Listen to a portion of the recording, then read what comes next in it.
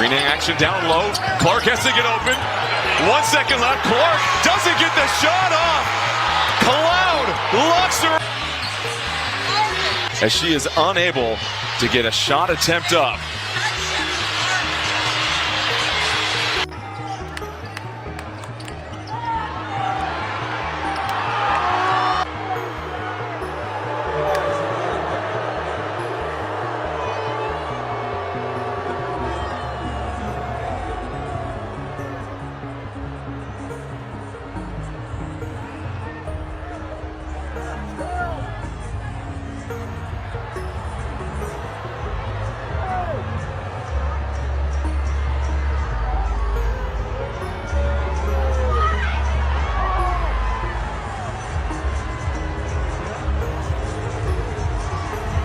See on the last play from Caitlin, and then on top of that, what do you think of your team's late game execution? I thought she got fouled. I think it's pretty egregious what's been happening to us the last few games. A minus 31 free throw discrepancy. And I might be able to understand it if we were just chucking threes, but we're not. We're attacking the rim. And the disrespect right now for our team has been pretty unbelievable. So it's disappointing. That it doesn't go both ways, or it hasn't gone both ways. But we also can't allow that to consume us, right? Like, we've got to be able to play through that. We've got to be able to control the things that we can control. I felt like at times our late game execution was good, and I consider most of the latter half of the fourth quarter, because it was a tight ball game.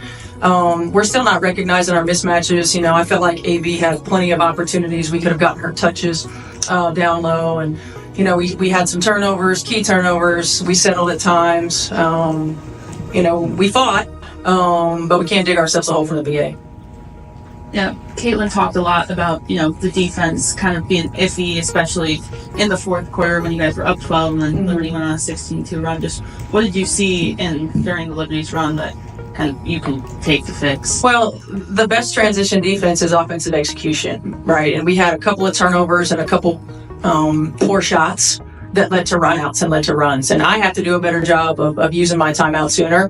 Oftentimes you get caught in this, it's going to be a tight game. You want to keep them for the end of the game. But I should have used one sooner.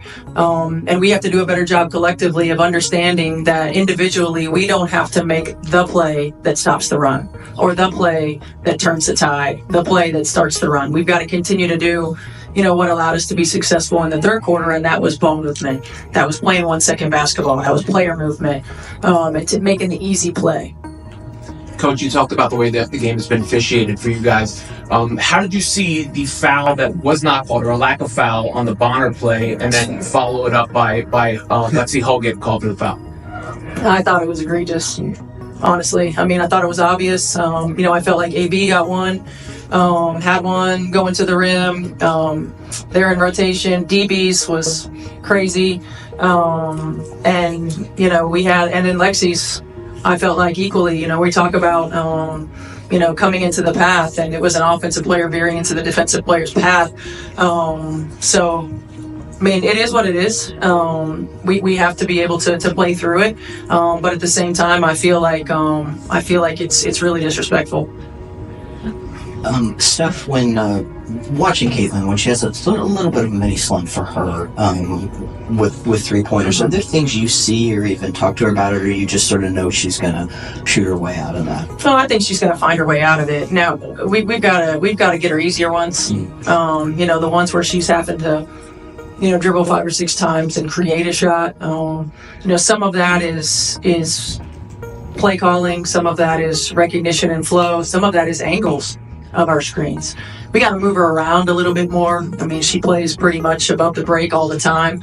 And sometimes that's easy to predetermine how they're going to play certain actions. So we got to move her around a little bit more in different actions. We'll have a couple of days to get some work in practice, and we'll use that as an opportunity to look at some of those things. Coming out of the timeout there, I think 36 seconds left and the score tied at 88. Were you looking for something moving towards the basket there, or were you happy with Caitlin taking the three? Yeah, we were looking for something going to the rim, and I think we got a switch on the ball screen and probably could have looked for AB. I think collectively this is part of our growth process, is recognizing We had a lot of mismatches and switches, recognizing it, and then you can't get so hyper focused on it. It's got to be able to happen naturally, but recognizing it, communicating it, I felt like we missed an opportunity there. Was there a moment there at the end of the third quarter, beginning of the fourth, when you're up by 12 points, but you start to feel everything's clicking and we can put these guys away, and you might be up here right now talking about a win? No, I think the moment was when we were up 12 was more like, hey, we've got to continue to do what got us here. We got to move the ball.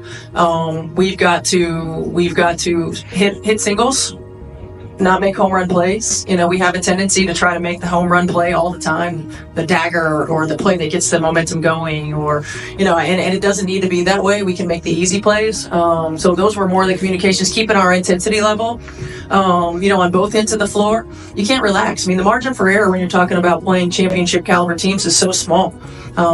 Digging ourselves a hole early, allowing them to shoot 64%, running into every screen like we were screen magnets. We can't have that. Not if we want to compete at the highest level. We'll have it sometimes because good offense beats good defense, but we can't have the breakdowns that we had. And then when they're making their runs, taking care of the ball, making sure we give ourselves the opportunity for the best shot on the floor. Steph, given your perspective on the first 4 games, is that something you've already tried to be proactive with the league, or you'll reach out to them and let your feelings known? Yeah, look, there's a system to making sure that we can send stuff in and communicate, our grievances, so to speak. I don't know that I ever feel like the system works. We're not looking for a change. We're just looking for consistency. I felt like the second half of Atlanta, at least in our place, was at least consistent. Right. And that's the thing that we're looking for. Caitlin, can you give us your perspective on the last play? I haven't watched it yet, but use a reset timeout, ran it a little bit different, similar play to what we ran the other night when we played Atlanta here. I don't know, I have to go back and watch. I don't know. And then when you look at just your, struggle to shoot the ball throughout the game, what you like about the shots that you ended up making, and also just overall kind of working your way through it? Yeah, tough shooting night happens. I think just continuing to play. I thought I played well in the third quarter to kind of help us bring it back, and then we kind of faltered in the fourth. But it wasn't. It was our defense. When we struggled to guard, that's when we were in trouble. 30 and 25 in the first 2 quarters of the game. That's tough. Puts us in a tough position. Our third quarter was really, really good. Obviously, if we won the quarter by 17 points, that's what put us in position to have a chance to win. So essentially, we really played one good quarter of basketball and lost to the defending champions by 2. So I guess that's positive. A lot of ways to continue to get better. But yeah, I did not my best shooting night. I thought I could take care of the ball a little bit better. Had some tough ones. Ones where my arm was getting grabbed, but whatever. But yeah, just keep at it there, keep shooting it. Yeah, and you guys were up by 12 in the fourth quarter, and I think Liberty went on a 16-2 run. What did you see in that run, or what can you take from that kind of just Yeah, I think we struggled with our transition D there in the fourth to get started, and then gave up some layups, fouled a lot, and then JJ made some big threes for them to really put them back in the game. And those are, the defending champs. They're going to make plays. That's what they do. I thought we needed to find a way to stop their run a little faster, and that has to come collectively from the group. And we'll do a better job of that. We'll find ways to respond a little bit better and not get us stagnant. But, we were up 12, I believe, going into that third quarter. Going into the fourth. We just got to find a way to continue to build on that and not stutter a little bit. Kate, when you talk about how much this team can learn from these early games, on the plus side, you can say you're 2 possessions away from getting 4-0 in these games. Do you look at it from both sides? Here are the positives of this, and then here are the things we really want to work on?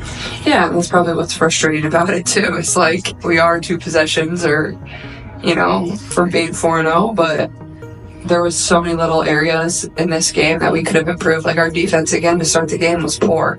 And we got to find a way to come out with more energy, be able to guard. And yes, they present a very tough challenge when all 5 of them can make threes and they're setting inverted ball screens, things like that. It's a challenge, but you got to find a way to do it if you want to win. If you want to win in this league, you got to find a way to guard. You got to find a way to get stops. But I think you take that as a positive. You go back, you learn, but also we are 2 possessions away from being 4-0, and a possession away from beating the Liberty here. So it definitely stinks, but this is what's going to make us better at the end of the year.